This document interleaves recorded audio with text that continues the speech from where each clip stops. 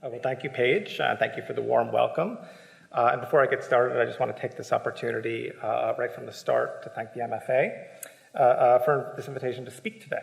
And more importantly, perhaps, to thank you for coming to listen. And perhaps, with any luck, to participate in the Q&A at the end. So these are two views of Henry Moore's reclining figure. It's a monumental two-piece abstraction, realized in bronze, grounded in Moore's study of the human body, the topographies of the English landscape, and forms of natural objects that he collected, some of which are included in the MFA's current exhibition. This sculpture has been installed in the North Plaza at Lincoln Center since 1965, in the middle of a reflecting pool, fronting Eero Saarinen's theater and Gordon Bunshaft's Library and Museum of the Performing Arts. That's what we see here on the slide on the left. I'm sure that many of you are already familiar with this. The sculpture was to be Moore's largest to date, his first major work of public art in the United States, and a symbolic centerpiece of New York's sprawling new center for the performing arts, one of the most important civic and cultural developments in post-war New York. When it opened in the mid-1960s, Lincoln Center was explicitly promoted, and it was widely recognized as a beacon of American progress, status, and values. Not just a site for music and theater and ballet, in other words, but a signal to the world of the US cultural ascendancy. It's somewhat curious then that a British sculptor, who imagined his work most comfortably installed in the rolling landscapes of the English countryside, to find himself working at the heart of this ambitious urban development in New York City. This evident disjunction between Moore's work and the urban contexts in which it's proliferated, this is the subject of my talk today. So the reclining figure in Lincoln Center, it also points to a somewhat different Henry Moore from the artist presented at the MFA exhibition. Paired here with works by Georgia O'Keeffe, the show here at the MFA provides really like an invaluable and an intimate view of Henry Moore's sculpture, a privileged view, up close and personal, which helps make a convincing case for his grounding of abstraction in nature, in the forms of bones, of shells, of stones, of driftwood, as well as, of course, in the human figure and the landscape.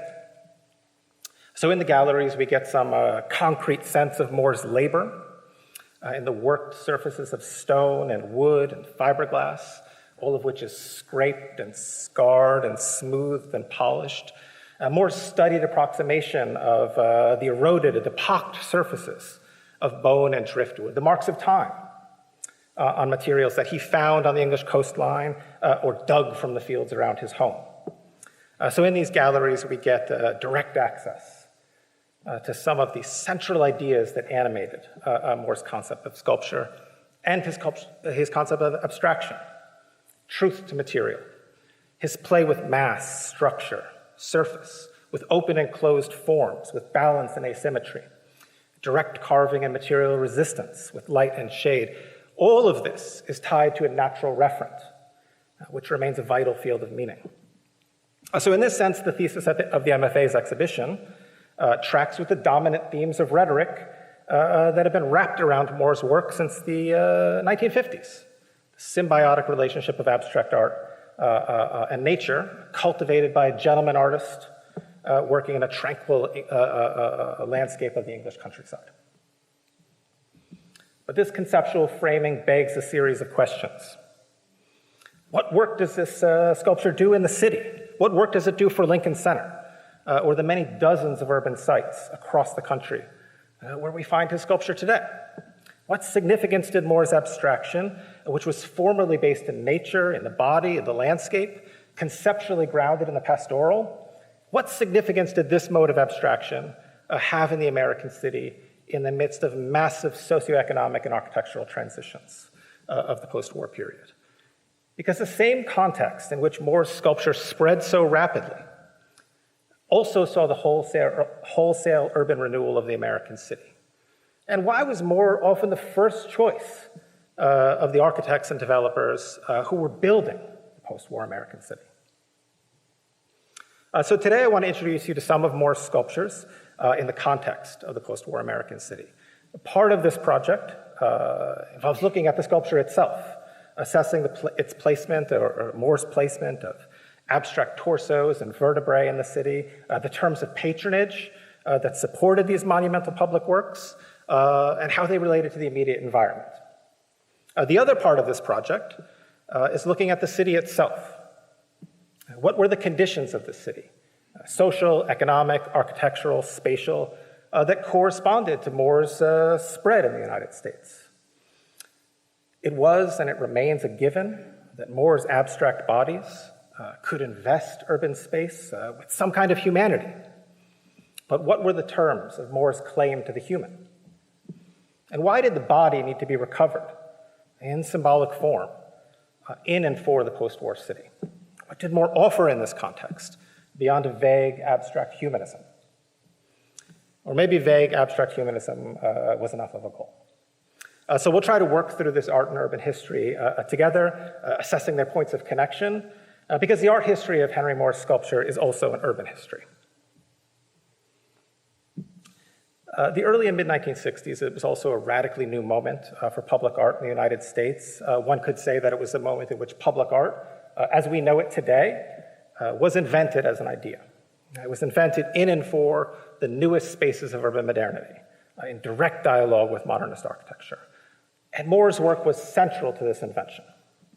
His works are among the first abstract monuments, along with one or two major Picassos, a few works by Osamu Noguchi, and many, many more Calders, to establish a fundamental break with the Beaux-Arts monuments that had held sway in American cities since the end of the Civil War.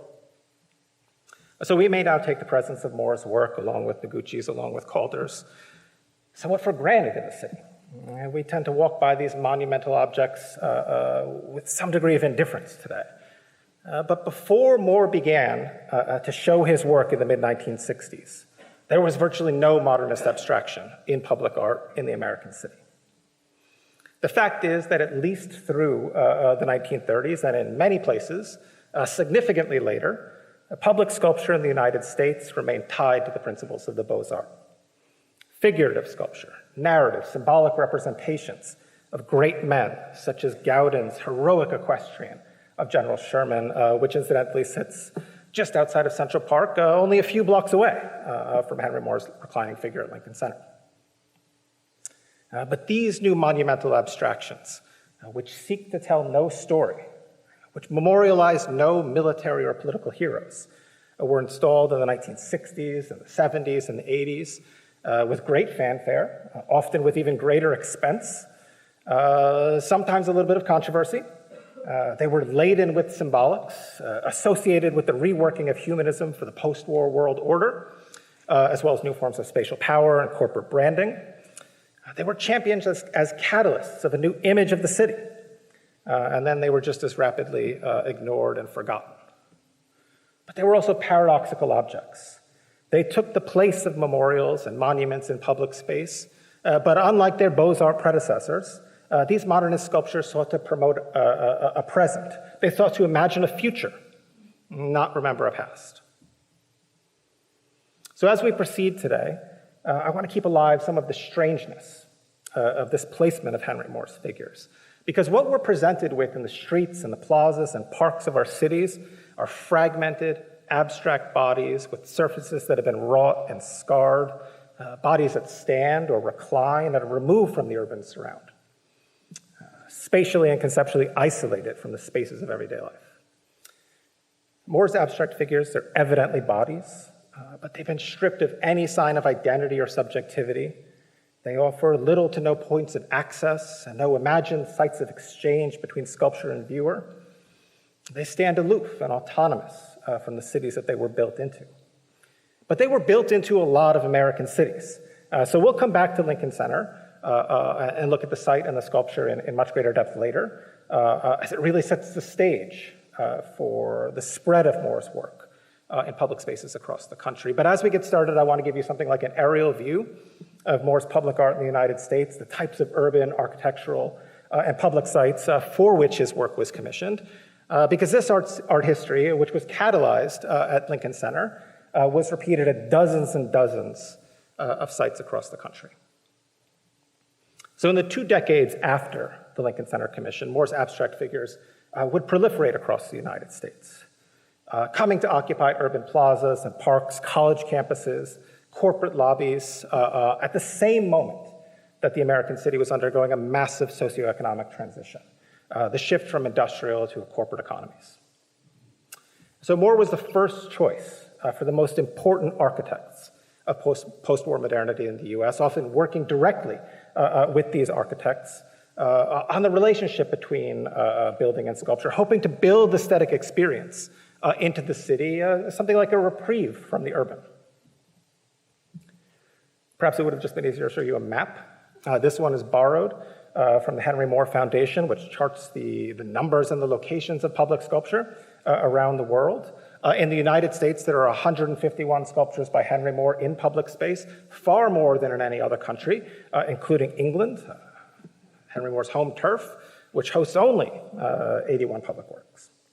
And in the US, at least in terms of public art, the next most prolific modernist was Alexander Calder, who mounted only 94 works in American cities. In any case, by some quantitative measures, Moore enjoyed the widest spread of any modernist sculptor in this country. In other words, Moore's sculptures conceived on a rural farm in England in a studio filled with worn pebbles, old bones. These sculptures were built into the very idea of the post-war American city. They were commissioned by 3 major categories of patron, academic, corporate, and civic. And his sculptures were mobilized in and for the newest institutional, social, and economic sites through which the post-war ideals of American life were developed and communicated. So to give you some sense of the ubiquity of his work, I want to present something like a census or like a highlight reel of Moore's most significant works in the United States. Just bear with me, I'm going to go quickly through these. So first, Moore's work became a point of reference on numerous college campuses across the country. Perhaps his most significant work in this regard can be found at the University of Chicago, which commissioned him to conceive of an appropriate monument to mark the site where, in 1942, Enrico Fermi embarked on the first successful controlled nuclear reaction. So that site of global scientific and geopolitical significance had, before Moore mounted his nuclear energy in 1967, it had been ingloriously marked by a dilapidated shed, just falling into ruin on a plaza between a dorm and a library. And despite its morphological approximation of a mushroom cloud, Moore had actually conceived of this sculptural form before he even received the commission. It's a 14-foot tall abstraction based on his study of a skull. In other words, nuclear energy was conceptually unrelated to the specific history that it memorialized. In 1967, Columbia University received three-way piece number 1 points, seen here from 2 views, as a gift from a benefactor, and installed it on a plaza adjacent to the law school. This sculpture has a particularly strong presence in the United States. Subsequent casts can also be found in a public park in Philadelphia, which we'll see in just a minute, as well as the collections of the Des Moines Art Center and the Nelson Atkins Museum of Art in Kansas City, the latter of which is one of the major collectors of Moore's work. Yale University was gifted a cast of Moore's draped seated woman in 1959. This is a very early entry into this art history. Princeton University is home to Moore's monumental abstraction, Oval with Points, which has been recently, and to my eyes, quite boldly repatinated. It was one of the first and foundational works in Princeton's public art collection when it was purchased in 1969. Closer to home, Moore's 3-piece reclining figure, 2, Bridge Prop, of 1963 has occupied Brown University's main green for decades. Another cast of the same work has been installed off and on in the Hirshhorn Museum Sculpture Garden in Washington, D.C. for some decades. Many colleges on the West Coast, like their East Coast peers, also own major sculptures by Henry Moore. For example, his 2-piece reclining figure, number 3, 1961, here on the right, was part of the inaugural installation in UCLA Sculpture Garden in 1967, and Moore's large torso arch conceived in the early 1960s and seen here on the left, has been installed in Stanford University's campus since 1972. And additional casts of that sculpture on the left also stand in the collections of the Museum of Modern Art, where it's very often installed in the Sculpture Garden and the aforementioned Nelson Atkins Museum. Of course, our local colleges have some significant works by Henry Moore as well. A 4-piece reclining figure has been installed outside of Lamont Library on the margins of Harvard Yard since 1981. And MIT has been the long-term home of 2 bronze sculptures by Henry Moore, the monumental 3-piece reclining figure Draped, conceived by Moore in 1976 and presently installed in Killian Court, where it oversees the Institute's graduation ceremony and other major events. MIT also owns a cast of Moore's working model for the Lincoln Sculptures, the Lincoln Center reclining figure, which was a gift of Vera List, who also donated the funds to Lincoln Center to acquire the full-scale sculpture. So, University of Chicago, Columbia, Yale, Princeton, Brown, Stanford, UCLA, Harvard, and MIT. It's a pretty heady group. But this is only a partial list of the elite American university campuses where you can find major works by Henry Moore. And needless to say, these are also the sites in which an ideal of American identity is fostered. Another ideal, one could say, is fostered on the branded spaces of America's corporate headquarters, the plazas, the lobbies, the suburban campuses that aspire to frame an image of business projected into public space.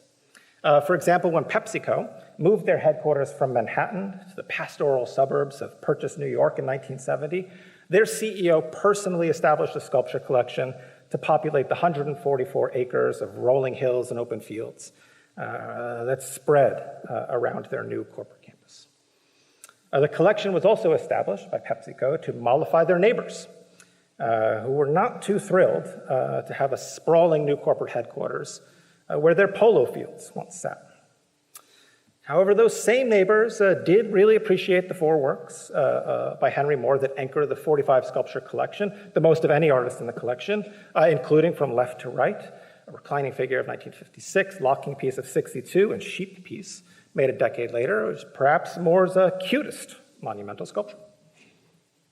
But the highlight at PepsiCo, surely, was and remains double oval, monumental work, a work composed of these 2 massive ocular forms cast in bronze. It's really like a masterpiece of Moore's late work, a powerful example of his play with asymmetry and balance, open and closed form, pure abstraction and natural reference, math, stability, movement. All set against the horizontal facade of the PepsiCo headquarters, designed in a kind of bland, vacant form of corporate modernism by the architect Edward Earl Stone. The John Deere Company, like Pepsi, built Henry Moore into their corporate image on their own pastoral campus in Moline, Illinois, which was designed in the early 1960s by Eero Saarinen and the landscape architect Hideo Sasaki. Moore's Hill Arches, close-up view there on the right, sits on a man-made island by a bank of trees at the edge of a pond, echoing the contours of the landscape sculpted by Sasaki, and perhaps softening the edges of Saarinen's facade, which is a polemical modernist grid fabricated in Corten steel, which is broken conceptually, if not visually, by Moore's unruly biomorphic arches. One could say that these symbolic forms of rationality and nature, embodied respectively in Saarinen's building and Moore's sprawling multi-part composition, reflect the core identity of a company that fabricates tractors, harvesters, and other heavy equipment for farms, as well as lawnmowers for the suburbs. So Moore's work was a key part of the symbolic programming of this branded space. So while these corporate campuses, sculpture parks, colleges present a sort of a complex formula of private property, corporate labor and marketing, public goodwill, Moore also produced numerous works, numerous sculptures for civic spaces in post-war American cities, which I think were a little bit more straightforward, if no less ambitious, in their claim to public ownership. For example, in 1967, the Association for Public Art in Philadelphia purchased Moore's three-way piece number 1, Points, and installed it in a public plaza across the street from City Hall, at the start of Fairmount Park and the Ben Franklin Parkway.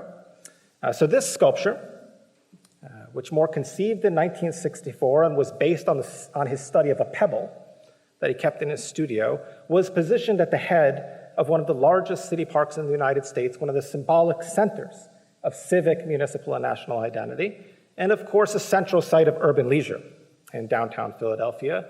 In case you want to visit it, in 1990 it was moved to Crett Park, where we see it in these two photos, but that's just a block further down the parkway. Columbus, Indiana. The master modernist architect I.M. Pei was commissioned to design and build a new public library in the mid-1960s. Pei also designed a public plaza that was conceived, first of all, to attract families to the library, but also to serve as a symbolic space that could invest the neighborhood with new civic, social, and community ideals. In fact, Pei considered the plaza itself, fronting his Cleo Rogers Memorial Library, as the first truly urban civic space in the city. And so to program this aspirational space, Pei sought out Henry Moore for what would become the first of their numerous major collaborations. So Pei had in fact been introduced to Henry Moore's work at the Museum of Modern Art, where a much smaller version of his arch, of Moore's arch, is frequently installed in the sculpture garden. That's it over there on the right. There, Pei was delighted with the way his daughter played in and around the work. But Pei himself was disappointed that he couldn't readily fit under the arch with his daughter, even if both were really testing the limits of the museum's prohibitions against climbing on pedestals, touching the sculpture. It's worth noting, before I moved on from this slide, that both of these sculptures were based on a model that measured only 11 centimeters tall. It's about this big. So this enlargement was pretty typical of Moore's process when he received commissions. He would show models to his patrons and to his architects, and they would all work together to adjust the size of his sculptures based on the needs of the intended space. So form and scale were really essential aspects of Moore's sculpture. Size was not really part of its essence. So for the Columbus Library Commission, Pei worked closely with Moore, traveling to the artist's studio in England to fine-tune the scale of the sculpture relative to body and space. Pei suggested that the arch should be large enough for 2 people to walk under, holding hands, perhaps he and his daughter, while Moore only insisted that it not be so large that a car could drive through it, a stipulation that acknowledged, perhaps, caricature of public space in the United States. They settled on this work, a 20-foot-tall sculpture, and it's really one of the few works by Moore to fully abandon the logic of the pedestal, welcoming people to enter into and move through the physical and conceptual space of sculpture. Moore worked with Pei again in the late 1970s on several much higher profile commissions than the library in Columbus. For example, he contributed a large-scale bronze cast of 3 forms vertebrae to the open plaza fronting Pei's City Hall in Dallas. In the slide on the right, the sculpture is all the way on the far left, just next to the fountain. The City Hall in Dallas was completed in 1978. Pei's design, which included this sort of massive concrete building and the plaza, was conceived to offer a place of respite within an oppressive urban environment, an oasis in which the dramatically sloping facade would provide an area of shade and rest against the brutal heat of Texas.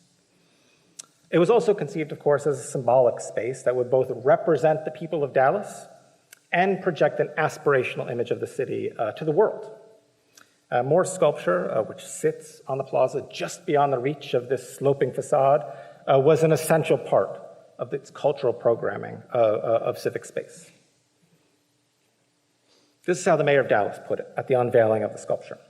Quote, "With Dallas's continuing financial growth, with plans being laid for our new fine arts center, with the city becoming an international crossroads for aviation, the installation of the sculpture by Henry Moore and the opening of our new municipal buildings are truly going to make Dallas one of the great cities of the world."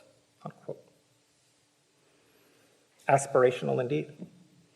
Moore would seem, again, to be an odd choice to represent the personality of Dallas in sculptural form. That's, of course, the work that I.M. Pei saw the building and the plaza and the sculpture doing. Speaking of civic ideals and global ambition, at any given moment, for at least the last 40 or 50 years, one can find at least one, and usually many, many more, sculptures by Henry Moore on the National Mall in Washington, D.C. On a recent visit just a few weeks ago, there were no fewer than 6 large bronze sculptures in public spaces outside the Hirshhorn Museum and the National Gallery of Art, not counting the numerous additional works by Moore displayed inside those museums. The Hirshhorn alone owns nearly 50 works by Moore, almost all of which are sculptures. But the National Gallery of Art, where Moore's mirror knife edge is installed on the front steps of the East Building, is a particularly significant example, which was again realized in close collaboration with I.M. Pei, who designed the building. The sculpture and the architecture are so carefully integrated that it's really hard at this point to envision one without the other, and both unmistakably condition our experience of entering and exiting our national collection of art, which is just one block down Pennsylvania Avenue from the US Capitol. So that's the end of my census. It's probably more than you wanted to know or needed to know, but it represents just a small fraction of Moore's 151 public works in the United States. So that's what I meant when I suggested that the art history of Henry Moore's sculpture is also an urban history. Part of the significance of his work, of course, it lies in nature, but it also lies in its ubiquity and repetition in the city. East Coast to West Coast, everywhere in between. It's an extraordinary proliferation of sculpture made by a single English artist and built into the public spaces of the United States. Moore's work, yoked to modernist architecture, came to stand for the modernity of the city itself. It was symbolically invested with the civic aspirations of the American public. Moore's sculpture seemed to offer a ready-made symbolic form that matched the universalist, humanist world order communicated by modernist architecture, a world order underwritten by corporate capitalism. And this symbolic form could seemingly be plugged into almost any city, any urban context in the United States.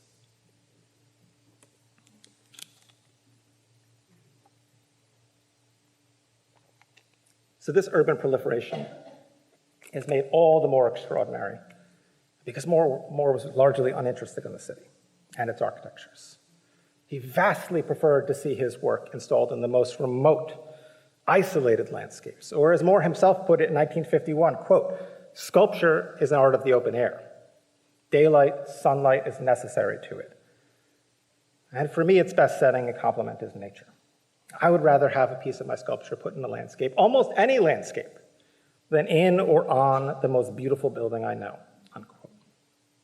His aesthetic ideal was most fully realized at Glenkiln, in a remote landscape in the southwest corner of Scotland. There, on a rugged estate, populated primarily by natural rock outcroppings, grazing sheep, William Keswick assembled a collection of 6 sculptures by Moore, including this standing figure, along with a few works by Auguste Rodin and Jacob Epstein.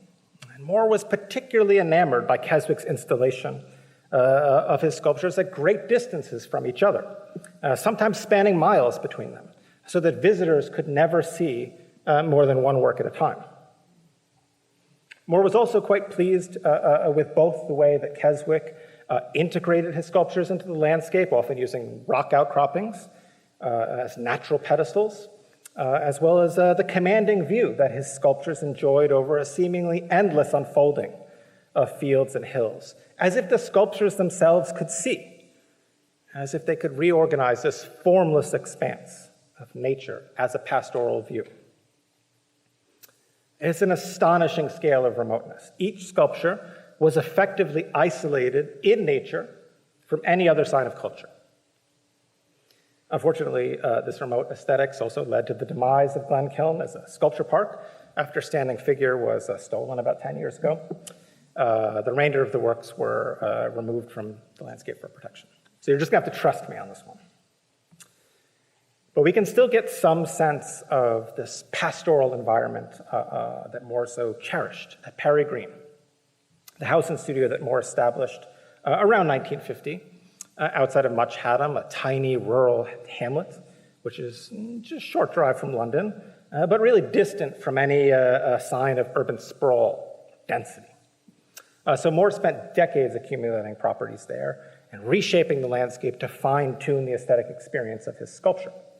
For example, he built the hill that large reclining figure there on the left sits on because Moore believed that the negative space of the sculpture was most effectively perceived against the background of the sky. And as at Glenkiln, he was enamored with and inspired by the sheep, owned by a local farmer, a friend, and Moore allowed those sheep to graze his fields. In fact, he made hundreds of sketches of these sheep in the fields, as well as one monumental abstraction, and Moore considered the grazing animals to be the ideal scale to contrast with his sculpture. Cows and horses, he suggested, were just too big. Either way, Moore didn't mention people when accounting for his terms of scale. In any case, at Perry Green, as at Glenkiln, Moore's work seemed to issue from the contours of the English landscape, the forms of nature in the pastoral fields surrounding his studio, and the natural objects, of course, that he collected and studied there, including the sheep. And Moore saw this bucolic environment not just as a source of inspiration, but also as the natural home for his work, the environment most appropriate for the aesthetic experience that he sought to cultivate. And more than just Moore's ideal aesthetic environment, the idea of the pastoral was reinforced in the critical appraisal of his work. Now, the pastoral was, as Pauline Rose has argued, a core aspect of Moore's brand. It was how he marketed his work to architects, developers, and patrons in the United States, photographing his sculpture in the landscape, encouraging patrons and builders and architects to visit him at Perry Green and experience the sculpture in this ideal setting. And they did visit. Pei, Bunshaft, Gropius, Breuer, Mies, Philip Johnson, they all visited, as did the many curators and collectors who wanted, to bring a little piece of the English countryside, or a little piece of nature, distilled to an essential abstract form into their homes and gardens and urban plazas. And for those that couldn't visit, the bucolic landscape in which Moore worked, in which he located his sculpture, in which he found the natural objects that he studied in extracted abstract form, same objects that are preserved by the Foundation, the same objects that are shared in exhibitions such as the one at the MFA. All of this was repeatedly referenced in published interviews and press releases and feature articles and coffee table books, art historical appraisals, exhibition catalogs, etc. And it still is. The natural landscape was and remains a primary point of reference, and likely the first word that viewers would encounter about the artist. Needless to say, there aren't too many sheep in London or New York City or Washington, D.C., where most of us encounter Henry Moore's work.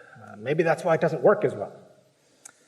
So if the sheep grazing at the fields, in the fields at Perry Green, represented Moore's ideal of scale, the city presented a vastly different context of relative measurement. And more than that, and despite Moore's friendship with and close working relationships with the most significant architects of the modern city, he was unsparing in his critique of architecture. He put it bluntly towards the end of his career, sculpture is like a human being. Architecture is inhuman.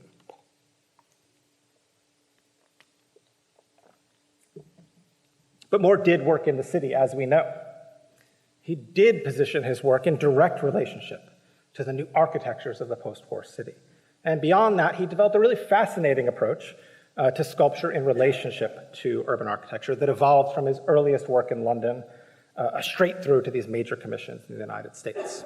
And it was in the city that the humanity of Moore's sculpture cohered and was most forcefully asserted against the perceived inhumanity of architecture, where the scale of his work was measured not by grazing sheep, but by bodies and buildings. In other words, it wasn't just nature that served as a point of departure for his abstraction. Some of Moore's most significant contributions to the history of modern sculpture emerged in dialogue with the city and with its newest architectures.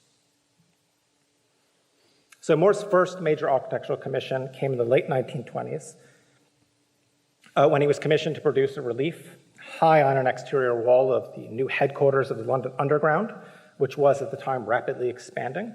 And so to facilitate this expansion, a new headquarters was designed in 1927 by Charles Holden. The building, which you see on the left, opened in 1929 with an ambitious series of relief sculptures by leading English sculptors, modernists, including Moore, Jacob Epstein, Eric Gill. And Moore's West Wind, which we see here on the right, was one of 8 sculptures representing the 4 winds built into the stone wall just above the 6th floor. So Moore's prostrate figure, whose body is an abstract study of mass, this would be barely visible from the street. The photograph here on the right, it's somewhat deceiving. This view would have only been accessible from adjacent buildings. Regardless, at this early stage in Moore's career, sculpture, architecture are fully integrated. The abstract body is built into the building. Moreover, the sculpture's chunky, irregular presence seems to formally and conceptually echo the structure, the massing of Holden's design far more than it does seem to personify the wind. It certainly doesn't look like it can fly. Moore refined his approach to architectural sculpture when he was commissioned in 1943 to carve a Madonna and Child for St. Matthew's Church in Northampton, where the vicar was a significant patron of the arts. Here, rather than attempting to integrate the body with the building, Moore conceived and carved his sculpture fully in the round, even though it was going to be installed up against a wall in the north transept of the church. At the same time, Moore was beginning to theorize sculpture's its three-dimensionality as an essence of the medium, that a sculpture had to be conceptualized and had to be experienced from all sides. It had to stand independent and autonomous from its architectural surround. Madonna and Child was also a significant and an early entry into what would become Moore's long-running experimentation with family groups and sculptures that explore the physical and emotional relationship between mother and child, a series of works that would come to underscore the humanist rhetoric that was beginning to cohere around Moore's sculpture in the 1940s and 50s. Most of these family groups have found homes in private collections and museums, but several of these family groups, including these two, were commissioned by small English towns and communities in the immediate post-war environment as the British government encouraged decentralization by building and expanding the suburbs. In this context, Moore's family groups for Hertfordshire and Harlow Town were conceived to represent an ideal of the nuclear family that was already associated with the suburban developments. One would think, or I would think, in the years immediately after the war, that one would find memorials to military heroes, specific or generic. Instead, Moore's abstracted groups are posed to represent timeless family values. There's nothing to ground these bodies in their immediate context. There's no period fashion, there's no recognizable identities, there's no facial expressions that would betray the pressures of family life. No movement is implied. All 3 figures in both sculptures seem to stare out impassively. No suggestion of communication between them or seemingly between them and the viewer. Yet despite Moore's abstraction, the figures are recognizable. They are legible as bodies. They are legible as a family group. And they are legibly modern. One doesn't need art historical training to access the symbolic content of such works, even though abstract and modernist sculpture was entirely a new addition to public space in the 1940s and 50s. These sculptures clearly promoted an enduring, resolute ideal, a way of life as timeless, universal, and essentially human in the immediate aftermath of a war that destroyed so much of the urban and familial structure of the country. Between 1952 and 53, Moore realized 2 more commissions for the new headquarters of the Time Life International in and on a building designed by Michael Rosenauer. And these 2 works further clarified Moore's approach to sculpture and architecture. Rosenauer, the project architect, had intended to integrate Moore's work into the stonework on the 3rd floor of the facade, which we can see here, and which also functioned as a wall isolating the private terrace from the street. Moore's contribution to the building, was originally conceived as a fairly straightforward relief, a solid form projecting out from the building. But as he worked on a series of maquettes, sketches, weighed them against his core belief in the dimensional reality of sculpture, he decided to carve the 4 fully abstract forms on all sides and included open space around and within each shape. So that even from the street, looking up, one could see that they were executed in the round and were conceived with some independence from the wall around them. But my favorite part of this commission was located behind the abstract frieze, where Moore was also charged with supplying a sculpture for the roof terrace. So for this private space, Moore realized a reclining figure in bronze. It's a fairly typical sculpture from this period of Moore's work. A woman's body on a pedestal, torso propped up by her arms, legs rising to form a peak, a vacant facial expression. Details of the body reduced to the basics of posture and anatomy, ensuring a figurative legibility within the abstraction. And like most of his bronze sculptures, this reclining figure was originally modeled in plaster, and one can also see Moore's labor in the worked surfaces of the drapery, where smeared lines and fingerprints remain an index of his play with material. These signs of the artist's touch, recorded first in plaster, then preserved in perpetuity in bronze, they still testify to the artist's embodied touch, his humanity indexed in raw material. But these characterizations of the sculpture's symbolic humanity, grounded in abstract and indexical forms, they can seem somewhat vague, aloof, remote. But for Moore, the humanness of his sculpture, it was concrete, it was tangible, fully fleshed out, one could say. Here's how he put it, quote, "I knew that the figure would be seen from the reception room, and it seemed to me that in cold weather, a nude, even an abstractish one, might look incongruous to people looking out at her from a warm room. So I became absorbed with the problem of the draped figure." Quote. In other words, Moore worried that his sculpture was going to be chilly on a rooftop in London, or would at least provoke an empathetic chill or draft in those looking at it. So he fashioned a dress, first in plaster, then in bronze, to drape over the figure and keep her warm. Very nice guy. This conceptual slippage between the concrete and the abstract, the body and the figure, is, I think, a vital aspect of Moore's work. And moreover, when built into modernist architecture, as at the time Life building in London, it could ameliorate, or seemingly ameliorate, architecture's inhumanity without introducing any critique or contradiction. The sculpture occupied a kind of a liminal position that was physically, spatially, and conceptually standing between body and building. The Time Life works, they were shown in an exhibition as maquettes in the Netherlands, and they led directly to a singular architectural commission in Rotterdam. It's perhaps my favorite of all of Henry Moore's works because it's so weird. In the 1950s, Rotterdam was, of course, busily rebuilding the city center. It had been completely destroyed by German bombardment.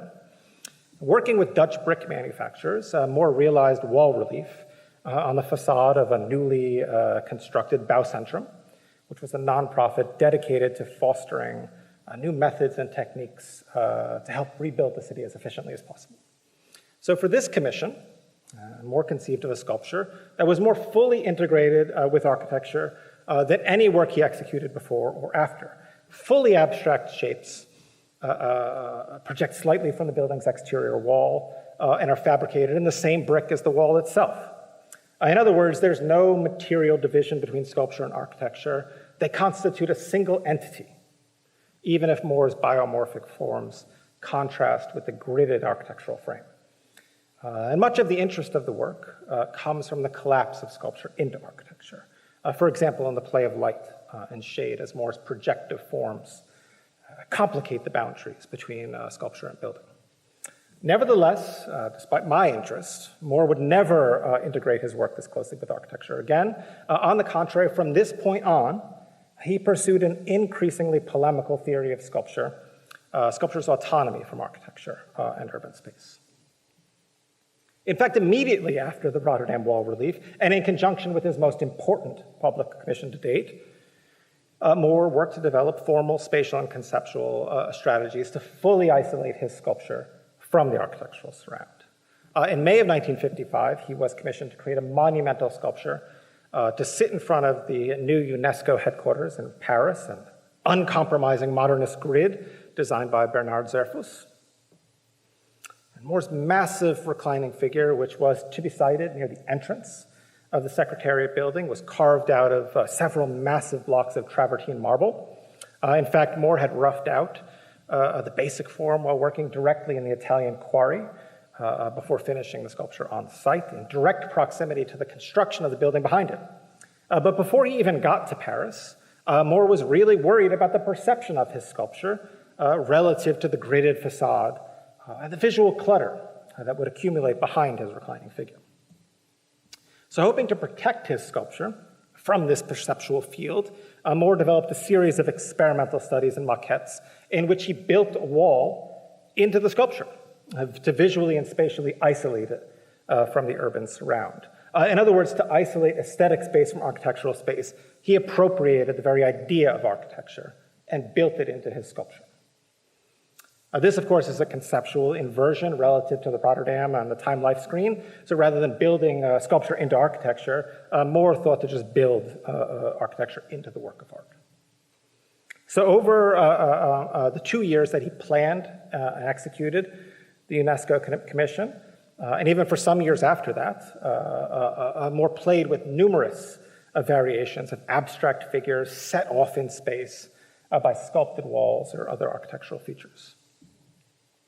And finally, in 1962, pushing this series as far as he could, Moore simply cast a freestanding architectural or a freestanding abstract wall in which its function as a background or a supplement to sculpture, it's only preserved in the title. Yet for UNESCO, Moore ultimately rejected these experiments because the appropriated architectural elements, in his view, compromised the concrete dimensionality of his sculpture. The figure wall sculptures constrained the view of the sculpted body, leaving only the front fully accessible to the viewer. Moore wanted this work to be seen in the round. He wanted those entering and exiting the Secretariat building to see the back of this figure, the view that we have here on the right, even if that meant that the view from the front would always register on architectural ground, including this disordered field of window treatments that introduce a kind of a visual chaos that hopelessly complicates the rationality of the facade. So Moore's work for UNESCO was also a paragon of the modernist monument. He was a firm believer in UNESCO's project, whose mission was and remains to promote the global spread of science, education, and culture as foundations of the post-war world order.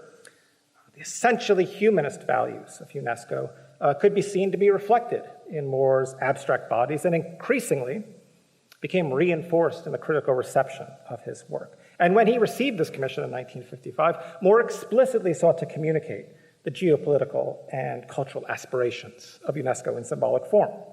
But rather than pursuing an allegorical or narrative figure, a figure in which one could read these symbolic contents, he conceived of an abstract body that would tell no story, an anonymous human body reduced to an elemental form, no arms or legs or identifiable anatomical parts, just a topography of contoured masses sculpted as if in a posture of alert repose. And he realized this abstract figure in a material, travertine marble, that would last for centuries. This allowed Moore to project UNESCO's values into the future, and working with the same stone used by Roman and Renaissance sculptors, in fact, working in the same quarry that Michelangelo worked in, Moore could also symbolically connect UNESCO's mission and his sculpture with the classical art and architectural history that already served as a cultural reservoir of humanism. So Moore's refusal of narrative form in favor of universalist abstraction, his studied isolation of sculpture from architecture, developed in London and Paris and Rotterdam in the 1940s and 50s, culminating in his UNESCO commission. These were key aspects of his appeal to modernist architects charged with building the post-war American city, and who served as Moore's primary patrons and conduits in cities across the United States. So while formally and spatially countering architecture, Moore's sculpture presented no conflicting messages or symbolic codes. Moore's principled theory of sculptural autonomy left the shaping of space to the architects. Which brings us back to New York City and Lincoln Center.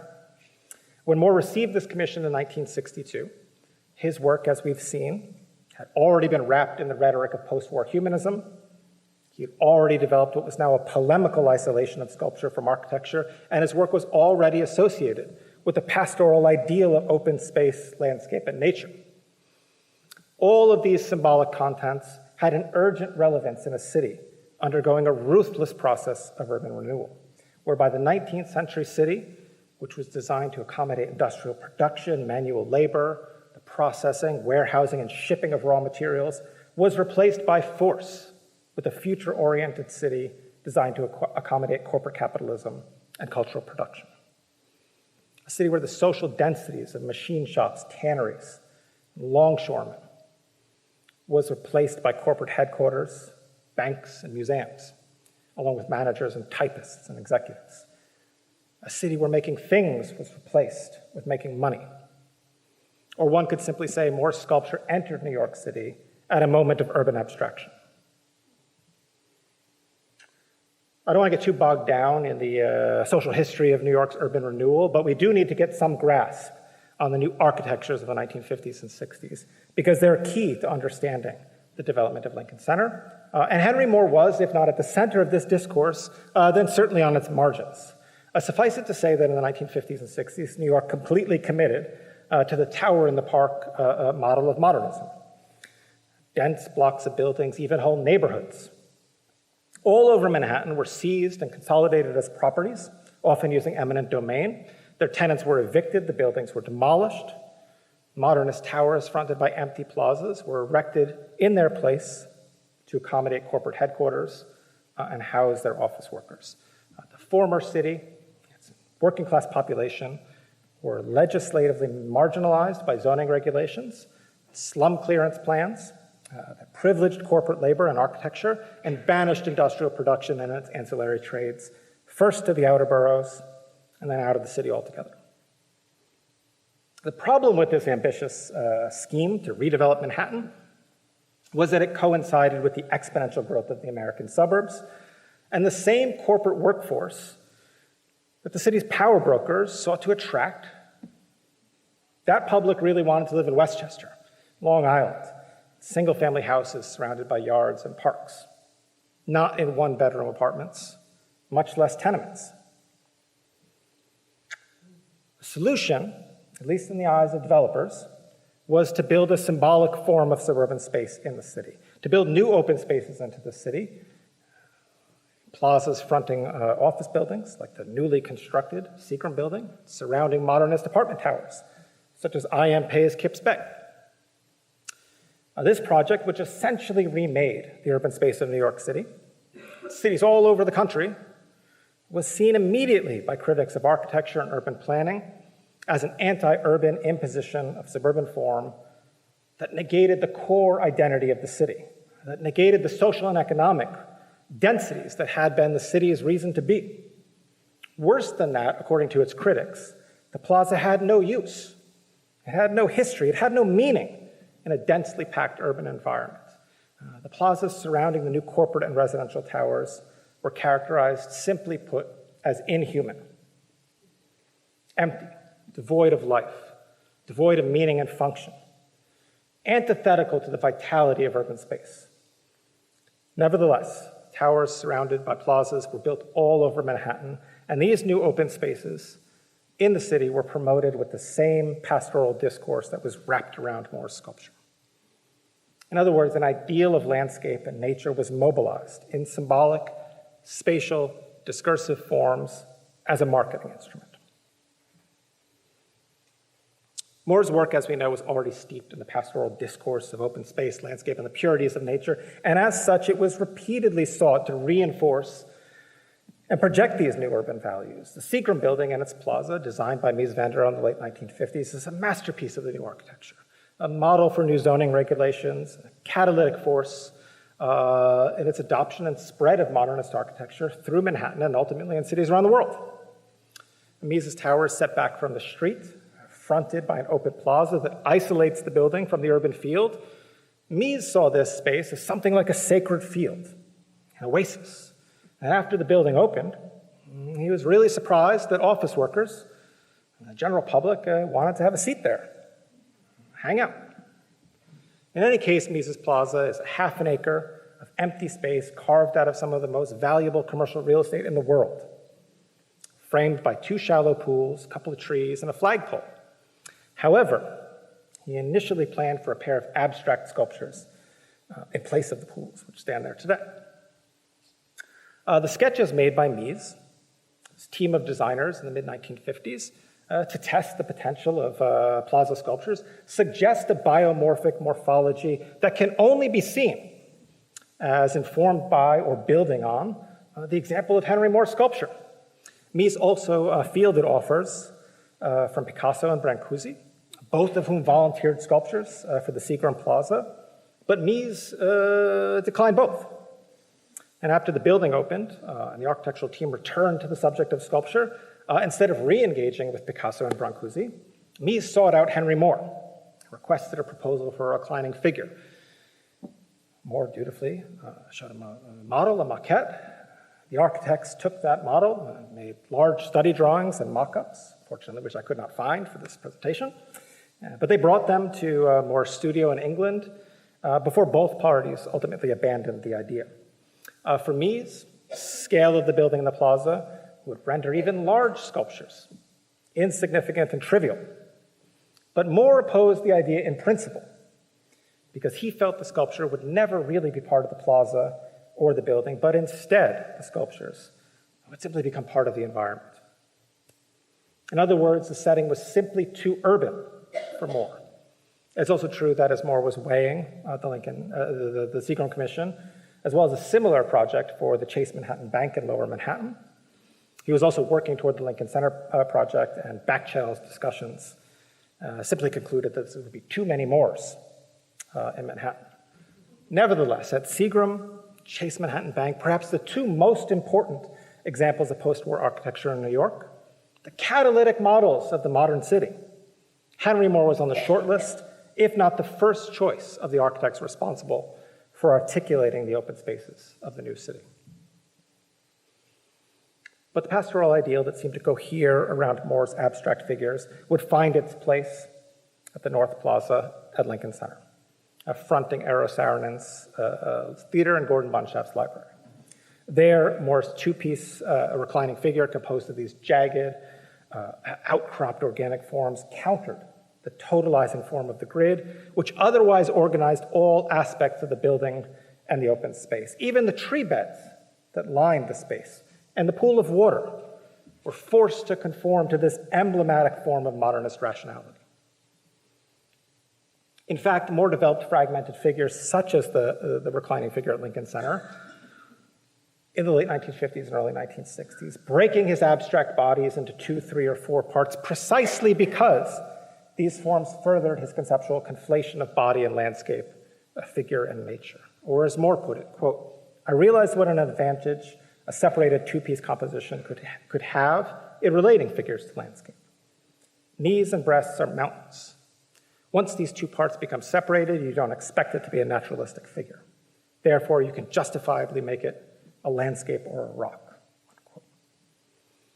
It was vital for Moore, working in this overwhelming context of architectural order, where everything in the environment was controlled by the strictest articulation of verticals and horizontals, to build asymmetry, to build unruly organic form, to build the body and the landscape into urban space, and thereby to locate the pastoral and human ideals that were the foundation of his abstraction in the modernist city. And asserting these goals did more than just soften the edges of the overwhelmingly rigid architectural environment. It also connected the urban plaza to the discourse of open space that developers were deploying to market the modernist city. So Lincoln Center was an archetypal urban renewal project instigated by Robert Moses, New York's master planner, tireless advocate of slum clearance. Before it was a center of the performing arts and elite academic institutions, along with a few thousand luxury apartments.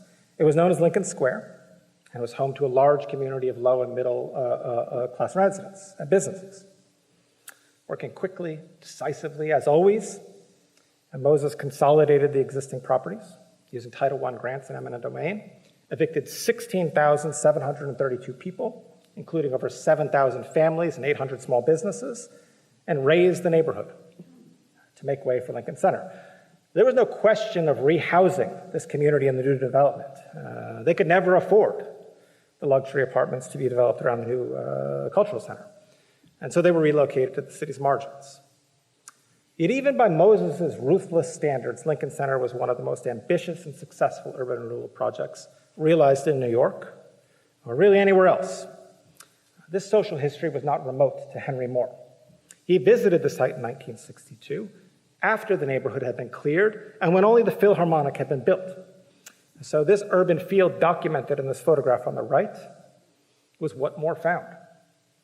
Vacant and rubble-strewn lots, along with the hopes and dreams of New York's urban planners.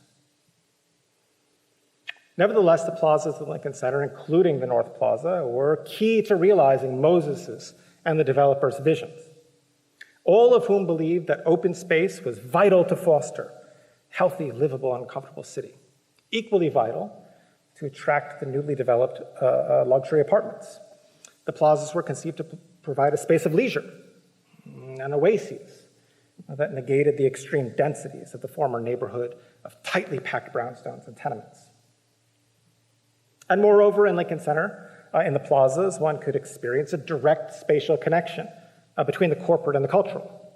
Because the plaza was not just a physical space, nor the sacred frame envisioned by Mies at Seagram. The plaza was also a symbolic space that operated on multiple levels. At a most basic, even at Lincoln Center, it was a spatial projection of corporate brand that complicated the boundaries of public and private. The plazas surrounding Lincoln Center, funded and named after Manhattan's corporate elite then as now, were only one small degree removed from a marketing function. They were also symbolic spaces in which the new ideals of the American city could cohere, and conceptual spaces in which the body politic could be reoriented. In the North Plaza at Lincoln Center, Moore's sculpture functioned as a kind of pivot point, or a node around which these symbolics spun. Moore ultimately believed that his sculpture could have a humanizing effect on the city, object that could address an essential lack, the inhumanity of modernist architecture. But there's an irony to this aspiration. At Lincoln Center, he mounted a monumental, abstract body measuring 16 feet tall and 30 feet wide at the center of a reflecting pool, realized in bronze, on an urban field that had been recently home to thousands of people who were effectively erased from the city. This, of course, is not to blame Henry Moore for the brutal remaking of the American city, but to understand the significance of his sculpture in urban spaces, it's essential to understand how it was leveraged by his patrons, to understand that the lofty rhetoric of pastoralism, of humanism, that was written around his mode of abstraction, a rhetoric of bodies and nature and landscapes, of the gentleman artists working in the English countryside, all of this had a functional value in New York City and in the urban centers across the country that were in the midst of the same massive socioeconomic transitions. But if Moore's abstract bodies hold the potential for a humanist reconditioning of the inhuman spaces of modernist architecture, that humanism comes in a novel form. Fragmented, abstract bodies posed without faces or limbs, the essential aspects of embodied communication, they resist any empathetic aesthetic exchange. They're conceptually isolated and at times physically protected from the city, its architectures, and its people. His work presented formal, material, and conceptual counters to architecture, but he offered no terms of critical contradiction, inversion, or negation relative to the urban environments in which he worked. Despite its presence in the city, in our cities, Moore's sculpture remained insistently autonomous from the city's architectures, and not to mention the pressures of everyday life. Surely these formal, spatial, and conceptual procedures to isolate his work from building would have ingratiated Moore to the architects who served as his primary conduits to major commissions. Architects, of course, see the shaping of space as their job. And at a moment when the next generation of sculptors, such as Klaus Oldenburg, were establishing a forceful claim to space, an anti-architectural claim that militated against architecture's power. Moore's distancing would have been especially appealing. Moore also had no aspiration to compete with architecture on its own terms. Unlike some of his peers, such as Marc Soufriot, Moore did not aspire to work on the scale of architecture, or assemble sculpture from the structural components of modernist building, or work in the gap between art and life. Appealing though it may have been to architects, Moore's posture tends today to make his sculpture something a little bit aloof. We tend to walk by his work without taking much notice today. But I think Moore's carefully managed autonomy also holds a key to its enduring significance. In public works, Moore offered, even promised, timelessness embedded in his essentialist abstractions, body and nature, but also grounded in his materiality. So as a young artist in the 1930s and 40s, Moore proclaimed truth to material as the first principle of sculpture. The modernist sculptor, he argued, must work directly with his material. Stone was privileged above all others because of its resistance, because of the labor that it necessitated and rewarded, labor that was visible on the surface and in the structure of his sculpture. Moore resisted bronze at this early stage because it was essentially reproductive. To cast a bronze sculpture, an artist would make an original in plaster or clay, working in a studio, but the final sculpture was made in expert, bespoke foundries by metalsmiths, not by the artist. Such a process, of course, embedded a division of labor into his work, an alienation of artists from object that a young Moore suggested was anathema to aesthetic truth, not to be trusted. But in the 1950s and 60s and 70s, when Moore began to receive commissions around the world for permanent sculptures, he pragmatically revisited this resistance, turning to bronze, to realize almost all of the works I've shown you today. To justify this turn would amount to a betrayal of his first principle. As a modern sculptor, he championed the durability of bronze, its ability to withstand millennia. He often recalled his own experience of the Roman equestrian of Marcus Aurelius, mounted in a plaza in Rome as an ideal, describing his own position, looking up from under the horse's torso, studying the dripping lines of patina made by rain over the preceding 1,800 years. In his own work, to signal this long time, out of step with the instantaneity of the modernist present, Moore started to work in bronze. And working on his plaster originals, he also marked and scraped and gouged the surface of his work to approximate the effect of weathering, aging, a surface that he had studied in the eroded objects that he dug from the earth or found washed ashore. This materiality and this surface pointed not so much to a present, but simultaneously to a distant past and a potential future. So for Moore, even his stone sculptures would not last long enough. He foresaw them succumbing to the elements within mere centuries. But the temporality of bronze offered something in the post-war city that modernist polemics on material truth did not. These sculptures, standing impassive and aloof, uncommunicative, could stand against modernism's image of inexorable progress. Ultimately, and perhaps paradoxically, Moore's figures, perpetually reclining on pedestals or in ponds, defy the temporality of corporate capitalism and its architectures of speed, efficiency, immediacy, and brand, even though they owe their presence to the ubiquity, and their ubiquity to the rise of the modernist city. Perhaps that remains the enduring value of Moore's abstract bodies. After all, his reclining figure, still sitting there, slightly shrunken pool in the North Plaza of Lincoln Center, even as the shape of urban space is constant state of flux around it. Thank you for listening.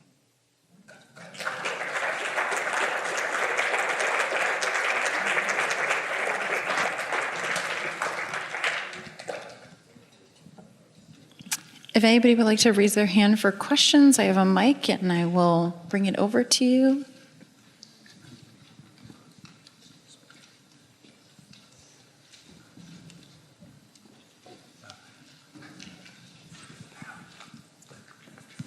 Thank you. Thank you very much for the lecture.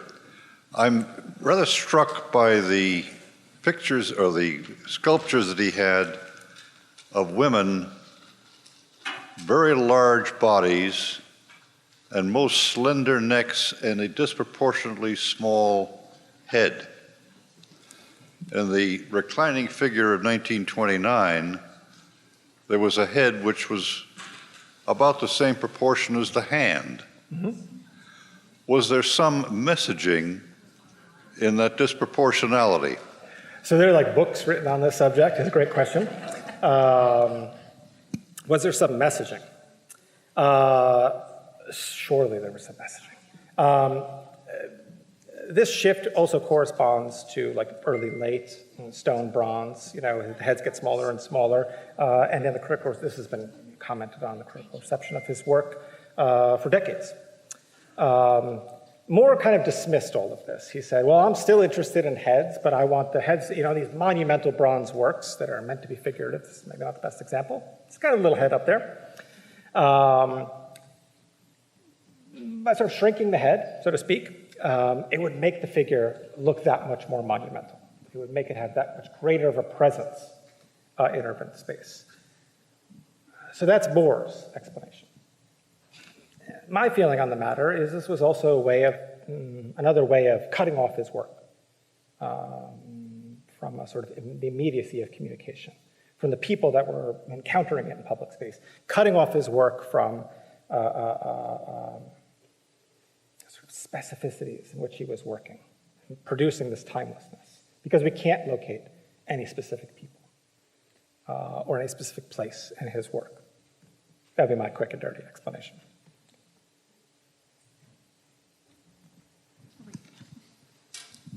Hi there, can you hear me?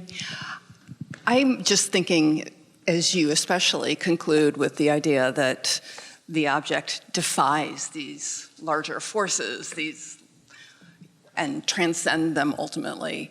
I'm thinking of an image that was put up on the screen in one of the earlier lectures, maybe the first lecture, I can't recall, that in which the speaker, curator Erica or Courtney, spoke about his having, I think, experienced 57 57 air raids. Okay, yeah. He experienced as a young man. Yep. During the war, and he would go into the subway and observe people. Yep. And he wouldn't take notes out of respect for people lying around, but there was this beautiful sort of abstracted image that he created afterwards, experimenting, I think, with wax, of that tunnel, and then these images reclining. And I've, that's been such a touchstone for me in thinking about this, and it's so touching and moving, and ultimately a statement, something about, the power of humans. Yeah, for sure. I don't know if you think about that as that experience. Those extraordinary drawings, first of all. Mm-hmm. Are there any in the show? I don't remember.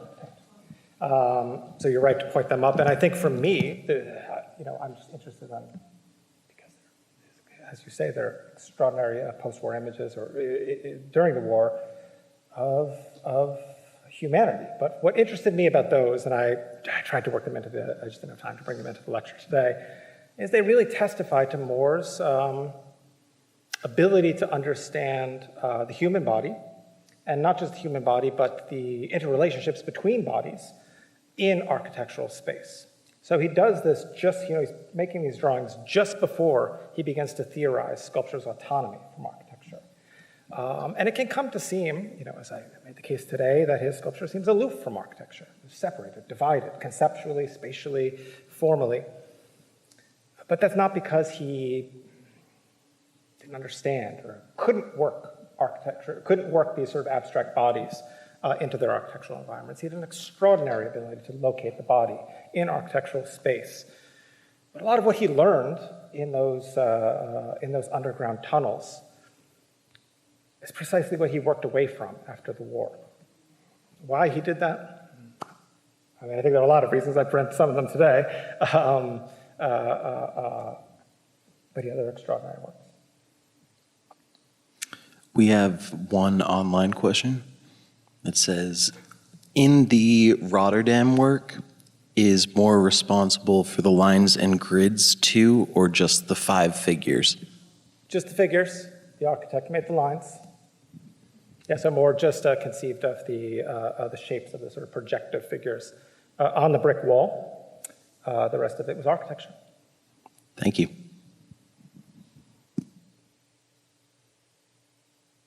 Feels like a good last question. Anybody else? Coming.